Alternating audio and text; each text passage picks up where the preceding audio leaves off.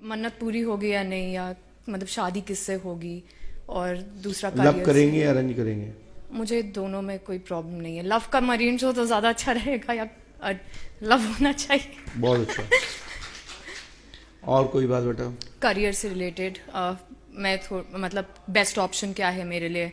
मैं अभी लंदन में जॉब कर रही हूँ, मैं इंडिया आना चाहती हूँ। आपका नाम? वापस कृतिका।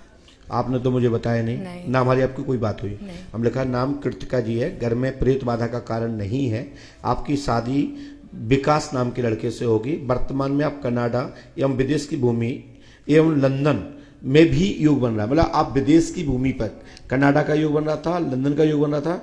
प्रेजेंट एवं लंदन में आप जॉब कर रही हैं, आपने बताया हाँ है। जी।